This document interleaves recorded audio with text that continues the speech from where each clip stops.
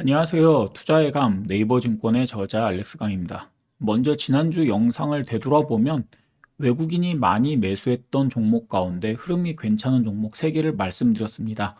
먼저 우리금융지주, 현대모비스, 네이버였는데 일주일간 우리금융지주를 보면 대략 한 3% 정도 올랐고 현대모비스는 지난주 영상 이후로 한 2% 정도 내렸습니다. 그리고 네이버를 보면 지난주 영상 이후로 15% 정도 상승을 했는데 네이버의 상승이 엄청나죠. 이런 종목을 지금 말씀드리면 지금 들어가도 되나요? 뭐 이런 궁금증을 가지는 분들이 많으실 텐데 사실 지금부터는 대응을 잘 할 수 있는 사람만 들어가는 게 좋을 것 같습니다. 단기간 급등하면 아무래도 눌림목을 만들 가능성이 크기 때문이죠.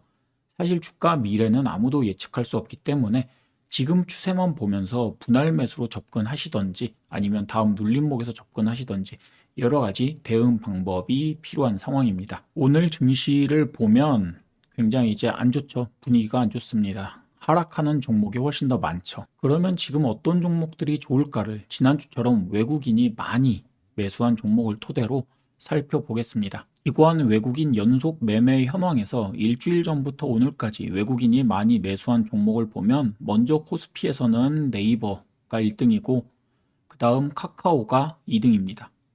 다음으로 SK텔레콤이 있고 그리고 쌍끌이로는 대한항공 그리고 이 아래 NC소프트까지 이 정도가 보입니다. 이 5종목 정도가 기관과 외국인이 쌍끌이로 최근 일주일간 많이 매수한 종목이죠. 코스닥에서는 JYP 엔터가 1등이고 그 다음 스튜디오 드래곤 정도가 있고 그리고 아래에서 쌍끌이로는 이스트소프트 이렇게 3개 종목 정도가 보입니다.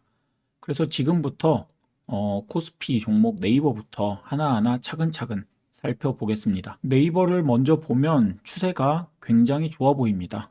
우상향 계속 상승 중에 있죠. 최근에 네이버는 대장주 역할을 하면서 기관과 외국인이 함께 꾸준하게 이렇게 매수 중에 있습니다. 외국인은 10월 이후로 이렇게 매수에 동참하고 있고 기관 같은 경우에는 올해 7월 이후로 계속 꾸준히 이제 매수를 이어가고 있습니다. 최근 들어서 외국인까지 같이 네이버 매수에 동참한 이유는 트럼프가 관세를 앞세워서 무역 전쟁을 하더라도 네이버 같은 인터넷 관련주들은 아무래도 영향을 덜 받는다는 분석이 있기 때문입니다. 카카오도 같은 이유로 계속 상승을 이어가고 있습니다.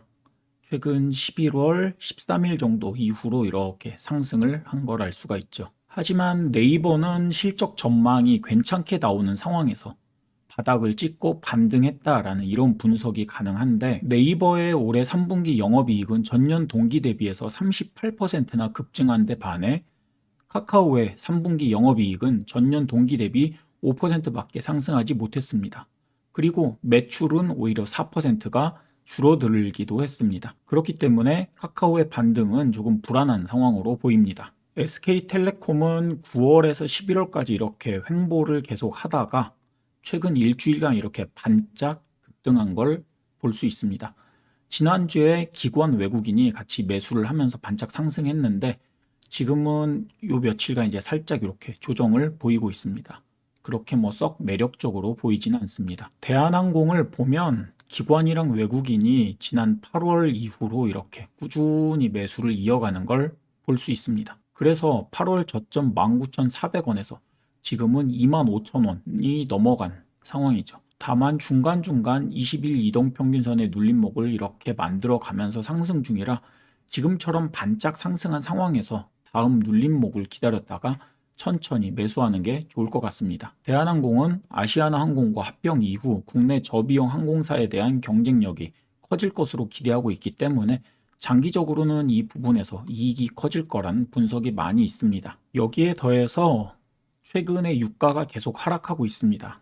이 때문에 항공주 같은 경우에는 원가가 절감되면서 향후 수익도 기대해 볼만 합니다. 오늘 코스피의 마지막으로 살펴볼 종목은 NC소프트입니다. NC소프트는 지난 21년도 주가 고점 104만 원이 넘었었죠.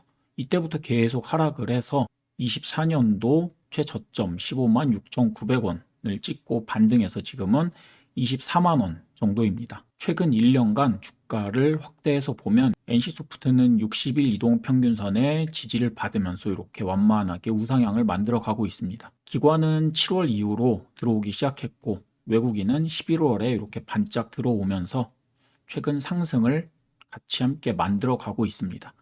오늘 많이 오르는 그런 업종은 게임 관련 업종이 있었는데 그 이유는 트럼프 리스크와는 상관이 없는 종목이기 때문이죠. 어쨌거나 NC소프트는 단기간에 이렇게 급등을 했기 때문에 추격 매수보다는 다음 이제 눌림목 기다렸다 매수하던지 아니면 분할로 접근하는 게 좋을 것 같습니다.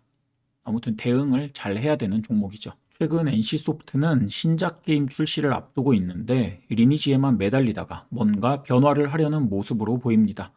만약에 이 게임이 성공한다면 다시 예전처럼 반등하는 걸 기대해 볼 수도 있을 것 같습니다. 다음 코스닥에서 최근 일주일간 기관 외국인 쌍끌이 매수 종목을 살펴보면 1등은 JYP 엔터입니다. 최근에 완전히 이렇게 급등을 이어가고 있죠. 따라 들어가기 부담스러울 정도로 말입니다. 엔터 관련주 역시 트럼프 리스크에서 벗어난 종목이기도 하고 최근 신인 가수나 해외 공연들이 계속 줄줄이 있어서 이런 엔터 관련주에 대한 기대가 큰 상황인 것 같습니다. 두 번째로는 스튜디오 드래곤이 있습니다. 이 종목도 최근에 9월 이후 이때 저점을 한번 찍고 이때부터 기관이랑 외국인 같이 이제 쌍끌이로 들어오면서 이렇게 상승을 만들어 가고 있습니다. 스튜디오 드래곤이 만든 드라마 정년이의 시청률을 보면 재밌다는 입소문을 타고 이렇게 마지막 회차까지 계속 그 시청률이 상승한 걸 볼 수 있습니다. 여기에서 성공한 거 그게 이제 3분기 실적에 반영이 될 거고 그리고 25년도에도 계속 차기작들에 대한 기대감이 있기 때문에 상승을 이어가는 것 같습니다. 다음 기관 외국인 쌍끌이 종목은 이스트소프트입니다. 8월부터 이렇게 횡보를 계속 해왔죠. 그러다가 11월에 최근 일주일간 이렇게 반짝 상승을 했습니다. 기관이랑 외국인이 이렇게 살짝 들어온 걸 알 수가 있죠. 그래서 최근에 너무 급하게 이렇게 급등을 했기 때문에 다음 한 20일 정도 눌림목을 기다렸다가 분할로 접근하는 게 좋을 것 같습니다. 이스트소프트는 AI 검색 엔진 서비스를 통해 수익이 날 것으로 기대하는 그런 투자자들이 들어오는 것 같은데 사실 생각해보면 챗 GPT보다 더 잘 만들 수 있을지 의문이긴 합니다. 그냥 기대감이죠, 기대감. 지금까지 네이버, 카카오, SK텔레콤, 대한항공, NC소프트, JYP엔터, 스튜디오 드래곤, 이스트소프트를 살펴봤습니다. 이 가운데 카카오를 제외하고는 앞으로 실적 성장에 대한 기대가 다들 큰 종목이기 때문에 기관과 외국인 쌍끌이 매수를 보면서 좋다라고 생각할 만합니다. 하지만 여기 SK텔레콤, 그리고 NC소프트, 그리고 이스트소프트 이 세 개 종목은 최근 일주일간 너무 이렇게 단기간에 급등한 게 보입니다. 그래서 너무 단기간에 급등했기 때문에 눌림목 가능성이 크다라는 점 생각해 주시고요.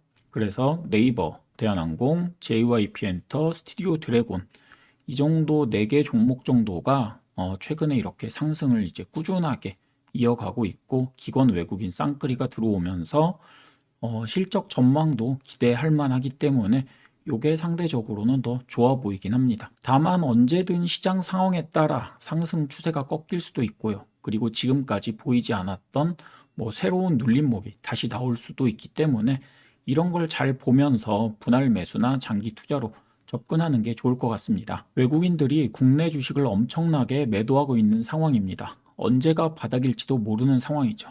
그래서 지금과 같은 이런 조건에서 국내 주식 이야기를 하는 게 부담스럽기도 하고 국내 주식 이야기를 하다 보니까 이 영상 보시는 분들도 사실 관심이 좀 적을 것 같기도 합니다. 하지만 이런 상황에서도 외국인들의 매집이 꾸준히 있는 종목이라면 그래서 나중에 외국인이 돌아오면서 우리나라 주식들이 상승하게 된다면 이렇게 외국인의 순매수가 쌓여 있는 이런 종목들을 중심으로 나중에는 더 큰 상승이 나올 것으로 기대할 수가 있을 겁니다. 모두가 망했다고 할 때가 저점이라는 말도 있잖아요. 아직 어디가 바닥일지는 모르지만 이렇게 망했다는 분위기에서 반등을 오히려 잘 살펴봐야 할 것 같습니다. 그래서 지금 말씀드린 이런 종목들 지금 당장 매수하지 않더라도 관심 갖고 지켜보면서 눌림목 매수나 분할 매수 등으로 접근해 보시면 좋은 결과가 있을 거라 기대하고요. 물론 투자에 따라 종목 대응 방법이라든지 시장 분석이라든지 여러 가지 기법에 따라 수익률이 달라질 수도 있으니까 전체 시장이 좋아지기 전까지는 그냥 지켜만 보는 것도 좋은 전략이 될 수 있을 겁니다. 오늘은 여기까지입니다. 영상이 도움이 되셨다면 좋아요 한 번씩 부탁드리고 시청해 주셔서 감사합니다.